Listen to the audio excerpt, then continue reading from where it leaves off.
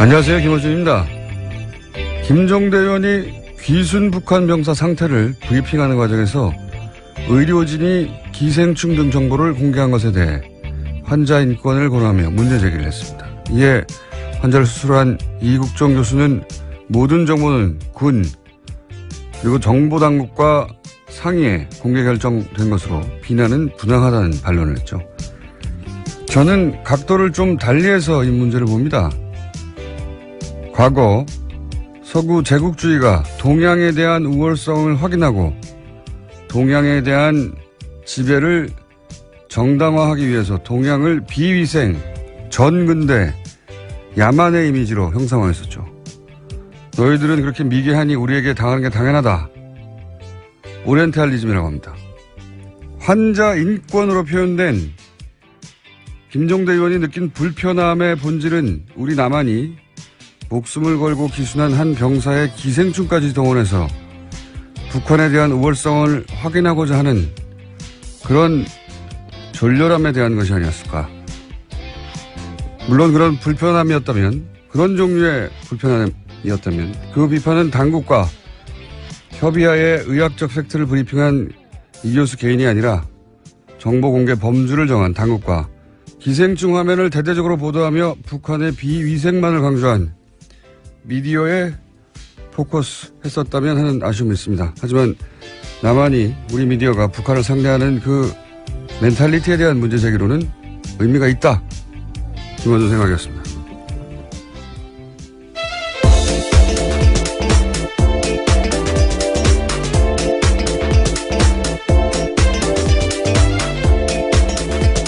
시사인의 김은지입니다. 네. 이게 이렇게까지 큰 논란이 될 줄은. 네, 계속해서 실시간 검색 순위에 있던데요. 여기 잠깐만 하자면, 왜냐하면 굉장히 예리하기 때문에 제가. 시간이 별로 없다고 하셨던 것 같은데요. 네, 이거 하다 끝내면 되죠. 네, 잠깐요. 네. 김종대 의원의 문제 제기가 이게 빛을 발하지 못한 이유는 프레임을 너무 좁게 잡았기 때문에 제가 보기에는 뭐냐면 환자 인권만으로 프레임을 잡았잖아요. 그러니까 의사가 직접 타겟이 되어버리는 건데 이렇게 생각해 보면 만약에 이런 정치적 상황을 완전히 배제하고 의학적으로만 동일한 상황이다. 그러니까 남한의 병사가 그 구역에서 똑같은 총격을 당해가지고 사경을 헤매는데 수술 과정에서 회복을 지연시키는 회충이 발견됐다. 이런 똑같은 상황을 남한 병사로 생각해봐요. 근데 우리 군 당국이나 정보 당국이 자, 회충을 공개합시다. 했을 것인가? 저는 안 했을 거라고 봅니다. 그리고 미디어가 그걸 크게 종편에서 기생충 화면을 집중적으로 띄웠을 것인가? 저는 안 했을 거라고 봅니다. 만약에 그렇게 했으면 그 남한 병사 그러면 향후 사회생활 어떻게 하라고 하냐, 이런 인권 문제나 사생활 보호 문제 당연히 나왔겠죠. 그러니까 그런 측면에서 인권을 이제 얘기한 거예요. 그렇게 생각하면 기생충 화면을 대문짝만하게 보도한 종편이나 보수매체의 졸렬한 의도나 제가 얘기한 그런 멘탈리티 문제가 있다. 그런 차원에서 지적의 의미가 있는데 이게 문제는 뭐냐면 이 사건은 그렇게 단순히 의학적인 케이스가 아니다. 여기에 북핵으로 대처하는 상황에서 기순한 북한 병사. 총격당해서 위독한 북한 병사를 살려내는 남한의 의술. 게다가 평판이 아주 높은 의사. 여기에 이제 남한보다 굉장히 열등하다고 비위생적인 북한을 알리기 좋은 기생충이라는 소재의 등장. 그걸 놓치지 않고 막 화면에 뿌려대는 종편. 보수매체 이런 복합적 요소가 다 중첩되어 있거든요. 근데 그걸 단순히 환자 인권이라는 프레임으로 이걸 다 도파할 수가 없다 도저히. 게다가 그 상대는 평판이 높은 의사인데 대중이 설득이 안 되는 거죠. 프레임을 너무 좁게 잡았다는 건 그런 의미다. 저한테 문의를 하시기 바랍니다. 김종대 의원님은. 자, 첫 번째 뉴스는 뭡니까? 네, 구속된 김관진 전 장관이 풀려났습니다. 어제 법원에서 열린 구속 적부심사에서 석방이 결정된 건데요. 구속 적부심은 피해자가 구속된 이후에 구속의 적법성과 필요성 등을 법원이 다시 판단하는 제도입니다. 댓글 부대 관련 혐의로 구속된 지 11일 만에 그러니까 풀려나게 된 건데요. 관련한 판단을 한 법원 같은 경우에는 위법한 지시 및 공모 여부에 대한 소명의 정도, 변소 내용 등에 비춰볼 때 범죄 성립 여부에 대한 다툼의 여지가 있다라고 판단했습니다. 뿐만 아니라 김관진 전 장관의 주거가 일정하고 도주 우려나 증거인멸의 염려가 없다라고 판단했습니다. 이정열 저희 영장 해설 판사님이 나오실 찬스인데 오늘 수능 예. 학부모신가요? 예, 하필 자녀 수능이라 저는 운전 중입니다. 그래서 그렇다고 우리가 이게 포기할 수 없잖아요. 네, 방송을 듣고 계실 수도 있겠네요. 대타 있습니다. 양지열 변호사라고. 예, 대단히 부족하지만 잠시 후에 요소를 또 해설하기 위해서 대타 양변을 연결할 예정입니다. 이게 소위 이제 적폐 수사에서 제가 알기로는 과거 누구였죠? 김경숙 교수. 예, 김경숙 교수가 이제 질병, 암. 예, 당시 암위기라고 이야기하면서요. 예, 암위기 질병을 이유로 구속 적부심을 요구했고, 그때 이제 안 됐죠. 예, 기각됐습니다. 증거인멸의 우려가 있다면서요. 예. 심지어 같은 재판부였습니다. 형사합의 51부요. 적폐 수사에서, 소위 적폐 수사에서 구속 적부심을 요구한 자체가 처음이에요. 그걸 제외하고. 질병, 암위기라서 한 걸 제외하고, 그냥 법리적으로 다퉈보겠다고 한 자체가 처음이고요. 예. 석방된 것도 당연히 그럼 처음이죠. 저는, 왜냐면 구속영장 자체가 굉장히 어렵게 보수적으로 떨어지고 있었거든요. 그러니까 구속영장까지 떨어졌는데 또 한 번 묻는 이런 사례가 없어요, 사례가. 그래서 저는 이걸 신청한 자체가 될 줄 알았나?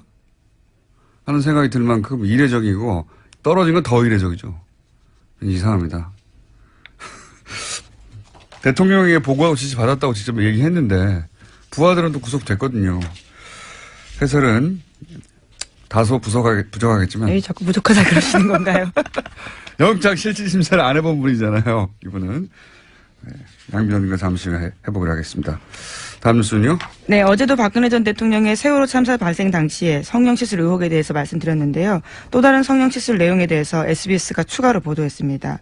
세월호 실종자 수색이 난항을 겪을 때도 참사 이후 처음 대국민 사과를 발표할 즈음에도 박근혜 전 대통령에 대한 성형시술이 이루어졌다라고 특검이 판단하고 있다라는 겁니다.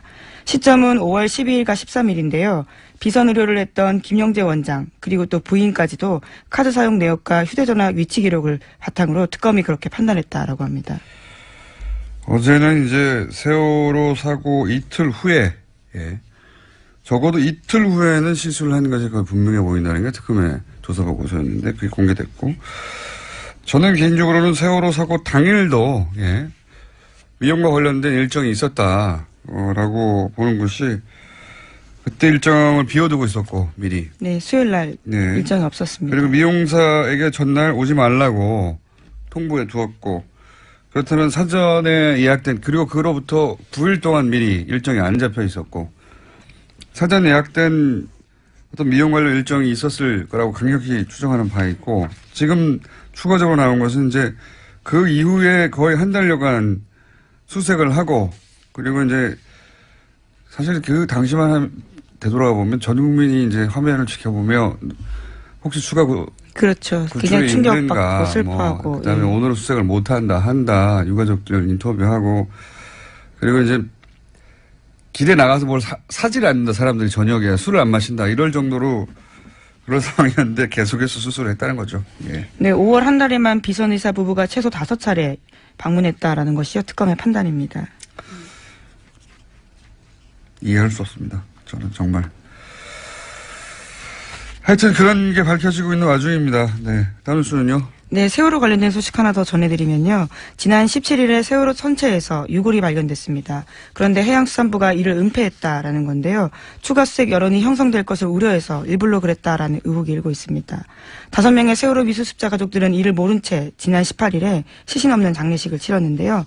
당시 유골 수습 보고를 받았던 해수부 현장수습본부의 김현태 부본부장이라고 있습니다. 이 같은 사실을 세월의 선처조사위원회에 통보하지 않았다라고 합니다. 그러면서 현장에서요. 자신이 책임질 테니 유골 수습 사실을 누구에게도 알리지 말라라고 지시했다고 합니다. 그러니까 이제 이 미수습 가족들하고 여기서 그칩시다. 여기까지만 합시다라고 다 얘기 돼 있는데 또 유골이 나오니까 그럼 연장하게 될까봐 이 사실을 숨겼다는 거잖아요. 저는 이게 현장의 부본부장 정도가 내릴 수 있는 결정이 아니라고 봅니다. 예. 누가 이 결정을 내리는지 파악을 해야 된다고 생각이 들고요. 본인이 유골이 나왔는데 이제 그만하자라고 결정할 위치에 있는 사람이 저는 아니라고 보거든요. 예. 이게 이제 그래서 겨우 5일 만에 들켰잖아요. 누가 왜 이런 결정을 내리는지 반드시 파악해 봐야 된다고 보고 문재인 대통령도 여기에 대해서 왜 이런 일이 벌어졌냐고 이해할 수 없다고. 그렇게 이야기했죠. 유골이 나오면 계속 수습해 가야 되는 거고 찾아야 되는 거거든요. 이걸 접어야 했던 이유가 뭔지 추가 취재가 반드시 필요한 대목인 것 같습니다. 누가 이런 결정을 내리려고 한 건지. 다음 뉴스는요? 네, 검찰이 추명호 전 국정원 국장이 이명박 정부와 박근혜 정부 때 모두 정치에 관여해서 국정원법을 위반했다라고 판단하고요. 재판에 넘겼습니다.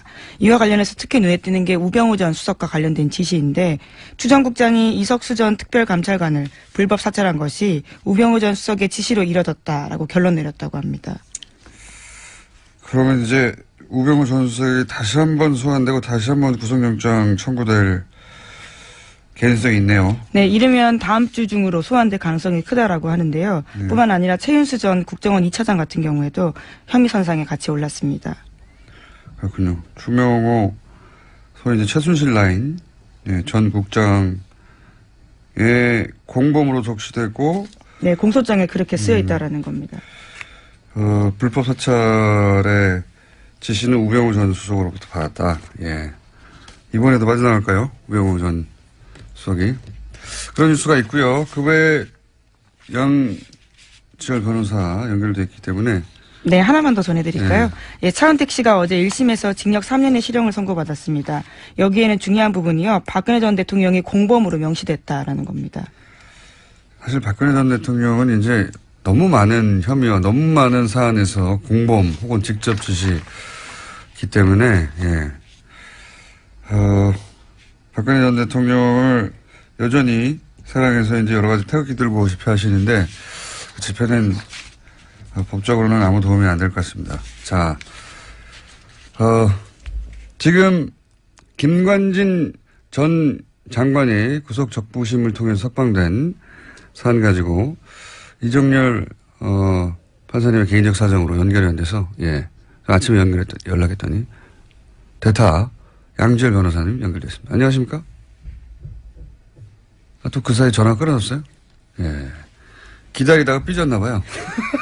전화 연결됐다는 소리 듣고 제가 들어왔는데 다시 연결됐습니까?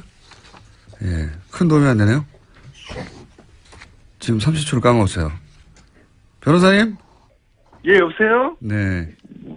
대타가 이렇게 뭘 까먹어요?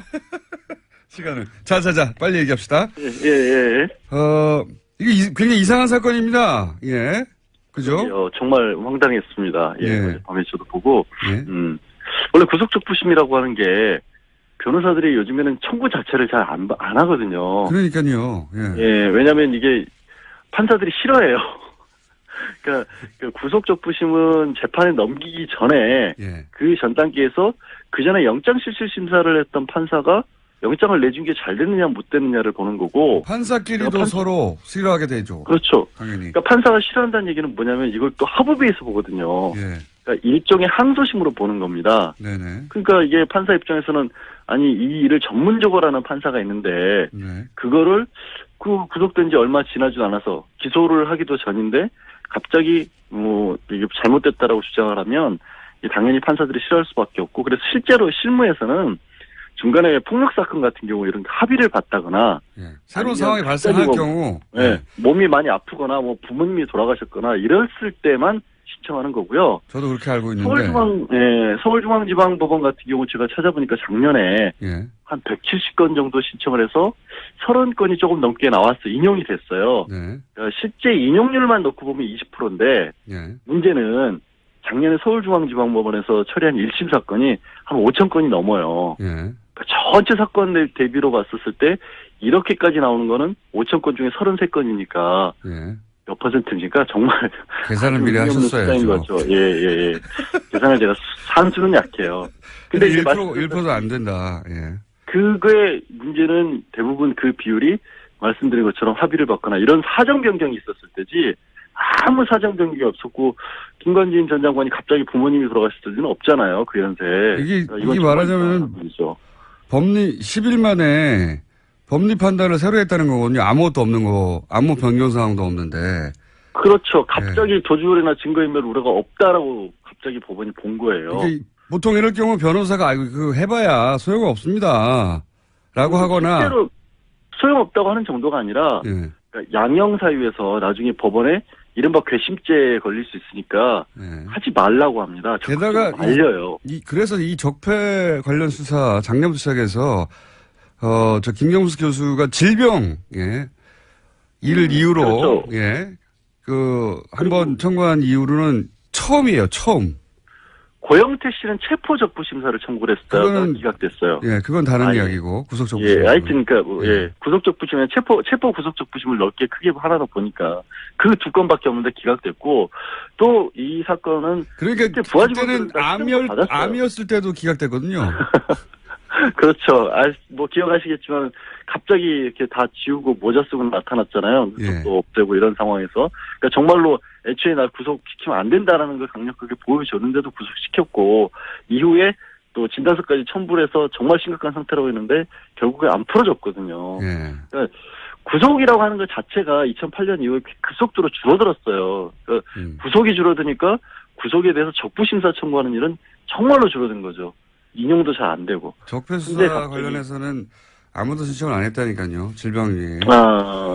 아니 안 할 수밖에 없는 게 밑에 지금 김관진 전 장관 같은 경우에는 그때 국방부 장관 했을 때 부하직원은 실형까지 받았거든요. 벌써. 그거를 그리고 내가 지휘를 했노라는 걸 본인이 인정을 한 상황인데. 대통령이 그래서 그래서 그 위에 이제 지금 얘기한 것처럼 이명박 전 대통령이 지시를 받고 있다는 얘기까지 했기 때문에 그러면 상식적으로 이명박 전 대통령 수사와도 직결되는 문제인데 그거를 갑자기 아무 특별한 사정 변경도 없이 구속 사유가 없어졌다고 보는 건 정말 이해하기 어렵죠. 저는 지금까지 쭉 이야기한 대로 청구 자체가 이상하고 그래서 이거 이미 신청할 때 인용될 줄 알았나? 이렇게 생각이 들 만큼 이상한 일이다. 저는 바보 됐어요. 절대 그럴 일 없다고. 기자분들이 여러 번 전화를 했었는데 절대 그럴 일 없다고. 그러니까요. 왜 하는지 모르겠다고. 저도 그렇게 알고 있었는데 더 깊이는 양 변호사님께서 대답할 수준이 안 되기 때문에. 아니 새벽에 지금 전화 걸어서 뭐 하는 짓입니까 이게. 판사를 안 해보셨기 때문에 기본적인 사항은 충분히 저희가 이해했습니다. 저도 그렇게 생각하고요. 예. 네. 알겠습니다. 예, 대타 고생하셨고요. 스튜디오에서 꼭 뵙겠습니다. 감사합니다. 예, 고맙습니다. 자, 오늘은 위가 많습니다. 빠르게 이어가지고 또 짧게, 그것마저 알려주면 리얼미터 권순정 조사 분석실장 나오셨습니다. 안녕하십니까. 네. 빨리빨리 가죠? 네네. 숫자 딱딱딱. 네, 대통령 지지율이, 다시 올랐습니다. 1.5%포인트 오른 73.1%고요. 부정평가는 22.3%입니다. 60대 이상 TK 보수층에서 상당히 많이 올랐어요. 60대 이상 TK 같은 경우는 50%대였는데 60%대 올랐고요. 보수층 같은 경우는 이제 북핵 이후에 상당히 많이 빠지면서 부정평가하고 긍정평가가 많이 떨어졌는데 지금 초박빙으로 좁혀졌습니다. 그래서 전반적으로 봤을 때 지난 한 주 지나면서 구여권 지지층이 재결집 조짐을 보이고 있다. 그렇게 봐야 될 것 같습니다. 일간으로 봐도 71.5, 73.3, 72.8 이렇게 올 하수 이렇게 변했습니다. 저는 이제 최근 6개월, 7개월간의 문재인 대통령 지지율을 보면서 다들 이제 6개월 정도 지나면 꺾이게 될 것이고 또 뭐 여러 가지 사안들 나오면 주저앉게 될 것이고 이때까지 이제 대통령들의 지지율이라는 게 그랬으니까요. 다른 나라도 그렇고 보통. 근데 이렇게 계속 회복해가는 걸 보면은 지지율이 과연 떨어지겠는가 60% 이하로. 그런 생각이 들 정도로 굉장히 고탄력입니다. 사실상 모든 정부에서 이렇게 하방 경직성, 상승 경직성이 있으면 계속 떨어지기 마련이거든요. 그 라인을 봐도 이전 정부도 계속 그래 왔습니다. 아니면 전 세계적으로 그렇잖아요. 그렇죠. 예. 지나면 지날수록 사실 피로감도 생기고. 네네. 근데 이제 문재인 대통령의 특징은 북핵이 이런 거 하면서 훅 한번 떨어지죠. 네네. 68호대로. 네, 그렇습니다. 그리고 다시 똑같이 올라와요. 네. 몇 개월 전하고 비슷하게. 지금 73.1%는 북핵 이전하고 거의 비슷한 수준으로 올라왔어요. 예. 예. 신기한 지지율 상황이고요. 어쨌든 돌아왔고요. 예. 네네. 정당으로 넘어가면 이번 주 주목할 것은 국민의당이 최저 지지율을 경신했습니다. 자유한국당이 계속 조금씩 상승하다가 18, 9%까지 올랐거든요. 근데 16.7%로 1.6%포인트 하락했습니다. 그래서 이 부분이 좀 주목해서 봐야 할 부분이고요. 민주당 같은 경우는 0.5%포인트 상승해서 51.8%, 여전히 2주째 상승세입니다. 역시 대통령처럼 60대 이상에서 상당히 많이 올라가지고 계속 이전에는 한국당이 뒤졌거든요. 근데 뒤집었습니다. 그리고 국민의당으로 넘어가면 60대에서요? 네, 맞습니다. 네, 국민의당으로 넘어가면 지난주에 4.9%를 기록해서 최저 지지율 동률을 기록했거든요. 근데 0.5% 더 하락해서 4.4%로 떨어졌습니다. 특히 월요일 일간 집계에서는 그러니까 이른바 끝장 토론 하루 전이었죠. 3.8%로 떨어져서 창당 이후 일간 집계로 3%대로 떨어진 건 처음입니다. 3%대는 보통 잘못 누른 거거든요. 근데 이제 일간 지지율에, 이거는 얘기를 하면 안 되겠네요. 500명 지지율 온체들을 따로 보는데 그보다 더 떨어졌습니다. 정의당. 지지율이 아예 안 나온다고 거의. 왜냐면 이게 독도는 일본 땅입니까? 한국 땅입니까? 일본 땅이 좀 울었을 때 일본 땅이라고 잘못 누르는 비율이 이 정도 좀. 예, 이 조사가 1,500명 조사에서 오차 범위가 2.5%포인트거든요. 플러스 마이너스. 이제 지금 이걸 보면은 오차 범위 아닌 거죠. 그러니까 무작위 잘못 변동이라고 볼 수도 있는데 그렇지는 않겠죠. 네. 국민의당 조사 정확합니다. 심각하게 받아들여야 되는 상황이다. 예, 정의당은 오늘 정의당 얘기를 좀 해야 될 것 같은데 19대 대선 이후에 가장 높은 7%포인트에 근접했습니다. 3위로 뛰어올랐고요. 한 주 동안 1.9%포인트 상승해서 6.9%를 기록했습니다. 자유한국당이 왜 이렇게 하락했죠? 지금 대통령과 민주당의 상승 요인하고 같이 결부해서 봐야 될 것 같습니다. 국민들께서는 국가기관인 국가정보원에서 그 돈을 상납이나 수수하고 그것도 사적 유용을 썼다는 것이 상당히 크게 분노를 하고 있는 것 같고요. 그거는 이제 중도층, 진보층뿐만 아니라 9월 북핵으로 떨어졌던 보수층이나 TK 아주 전통적인 야권 지지층에서도 뭐랄까 상당히 많은 문제의식을 느끼고 있지 않나. 이것이 또 계속 확대 생산되고 있지 않습니까? 이 부분이 가장 큰 것 같습니다. 자유한국당에서는 이제 11명이 새로 합류한 것에 대해서 굉장히 의무부여를 많이 했는데 그 효과가 생각보다 크진 않고 바른정당이 빠져나간 것도 바른정당이 미치는 타격 정도가 생각보다 크지 않고 그러네요. 네, 바른정당은 지금 빼먹었는데 0.1%포인트 하락해서 5.6% 횡보했습니다. 근데 여기서 자세히 봐야 될 것은 TK에서 19대 대선 이후에 한국당에 거의 3분의 1 또는 4분의 1 수준까지 밀렸거든요. 처음으로 TK에서 절반 이상으로 한국당 지지율 절반 이상으로 넘어섰습니다. 오히려 TK에서 바른정당의 지지율이 올라가고 있다. 맞습니다. 네. 언더독 효과인 것 같기도 불쌍하잖아요. 네. 정치라는 게 이렇게 복잡합니다. 그러니까 지금 TK에서 많이 빠졌는데 빠지는 과정 속에서 민주당으로 가고 그 과정에서 바른정당 쪽으로도 일부 가지 않았나 알겠습니다. 싶습니다. 자, 이번에 간단하게 그것만 알려주마 항목을 정한 것은 포항 지진 직후에 수능을 연기했는데 그때 말들이 많았죠. 예, 일부 논란이 잘했냐 있었습니다. 못했냐 한번 짚어봤습니다. 압도적이었습니다. 잘했다는 응답이 83.6%였고요. 잘못했다는 응답은 12.8%에 불과했습니다. 자유한국당 지지층은 오차범위 안이긴 하지만 그래도 자유한국당 지지층에서도 잘했다는 응답이 우세했거든요. 자유한국당 지지층을 포함하면 모든 지역 연령 정당 지지층 이념 성향에서 잘했다는 인식이 압도적으로 높거나 대다수로 나타났습니다. 자유한국당 지지층에서는 48.8% 대 42.4%로 잘했다는 응답이 더 많았습니다. 자유한국당 지지자들은 문재인 대통령이 뭘 해도 미워서 그래요. 예. 밉잖아요. 근데 이제 80대 이상은 80% 이상, 보수층도 60% 이상이 그 잘했다는 응답을 하고 있습니다. 예. 그렇군요. 60대 이상에서도 81대 13인데 네. 자유한국당 지지자들 입장에서는 네. 거의 비슷하군요. 예. 네, 그렇습니다. 왜냐하면 60대 이상이 조금 더 넓지 않습니까? 자유한국당 지지층에 비해서. 네. 아니, 이건 뭐 자연스러운 것 같아요. 네, 원래 그렇습니다. 내가 미워하면 뭘 결정해도 미운 법이니까요. 네. 자, 조사 개요 불러드리겠습니다. 예, 이번 주 중조사는 TBS 의뢰로 이번 주 월요일부터 수요일까지 전국 19세 이상 성인 1,515명을 대상으로 했고요. 유무선 전화면접 자동응답 방식으로 실시했고 표본 오차는 95% 실수 중 플러스 마이너스 2.5%포인트였습니다. 응답률은 5.7%였고요. 현안 조사는 TBS 뉴스공장 의뢰로 어제 하루 동안 실시했습니다. 성인 511명을 대상으로 실시했고 표본 오차는 플러스 마이너스 4.3%포인트였습니다. 네. 김은지 기자가 계속 타이를 못 찾아가지고 앉아 있었어요. 네, 조기 퇴근을 할 줄 알았는데 의외로 타이밍을 놓쳤네요. 사인의 김은지였습니다. 감사합니다. 그리고 리얼미터의 권순정 조사분석실장이었습니다. 감사합니다. 네, 고맙습니다. 것인가 저는 안 했을 거라고 봅니다.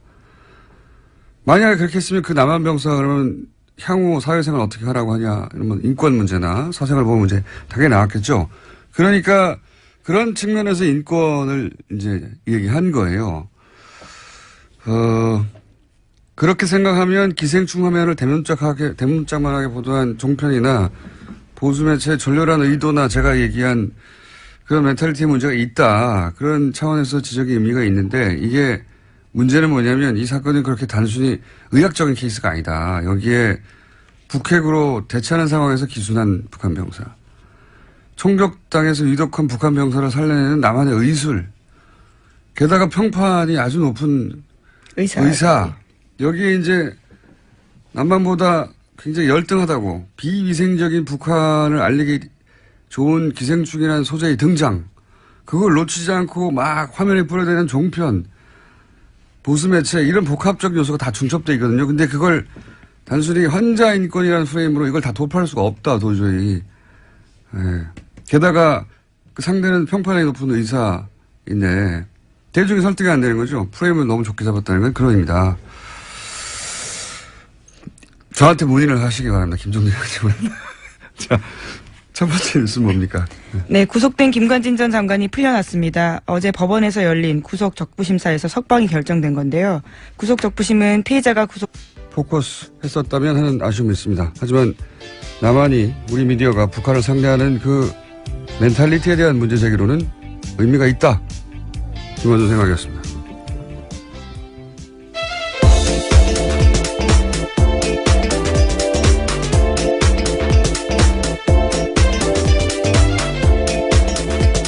시사인의 김은지입니다. 네. 이게 이렇게까지 큰 논란이 될 줄은. 네, 계속해서 실시간 검색 순위에 있던데요. 여기 잠깐만 하자면, 왜냐하면 굉장히 예리하기 때문에 제가. 시간이 별로 없다고 하셨던 것 같은데요. 네, 이거 하다 끝내면 되죠. 네, 잠깐요. 네. 김종대 의원의 문제 제기가 이게 빛을 발하지 못한 이유는 프레임을 너무 좁게 잡았기 때문에 제가 보기에는 뭐냐면 환자 인권만으로 프레임을 잡았잖아요. 그러니까 의사가 직접 타겟이 되어버리는 건데 이렇게 생각해 보면 만약에 이런 정치적 상황을 완전히 배제하고 의학적으로만 동일한 상황이다. 그러니까 남한의 병사가 그 구역에서 똑같은 총격을 당해가지고 사경을 헤매는데 수술 과정에서 회복을 지연시키는 회충이 발견됐다. 이런 똑같은 상황을 남한 병사로 생각해봐요. 근데 우리 군 당국이나 정보 당국이 자, 회충을 공개합시다 했을 것인가? 저는 안 했을 거라고 봅니다. 그리고 미디어가 그걸 크게 종편에서 기생충 화면을 집중적으로 띄워서 구속된 이후에 구속의 적법성과 필요성 등을 법원이 다시 판단하는 제도입니다. 댓글 부대 관련 혐의로 구속된 지 11일 만에 그러니까 풀려나게 된 건데요.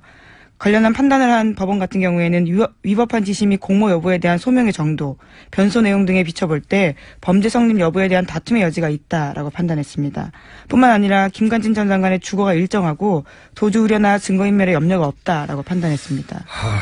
이정열 저희 영장, 해설 판사님이 나오실 찬스인데, 오늘 수능, 예. 학부모신가요? 예, 하필, 예. 자녀 수능이라 저는 운전 중입니다.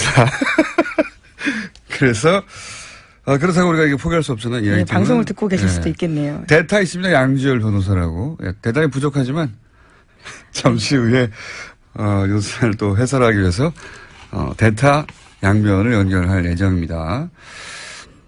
이게 소위 이제 적폐 수사에서, 제가 알기로는 과거 누구였죠? 김경숙 교수. 예, 김경숙 교수가 이제 질병, 암. 예, 당시 암위기라고 이야기하면서. 예, 암위기 질병을 이유로 구속 적부심을 요구했고, 예. 그때 이제 안 됐죠. 예, 네, 기각됐습니다. 증거인멸의 우려가 있다면서요. 예. 심지어 같은 재판부였습니다. 형사합의 51부요. 적폐 수사에서, 소위 적폐 수사에서 구속 적부심을 요구한 자체가.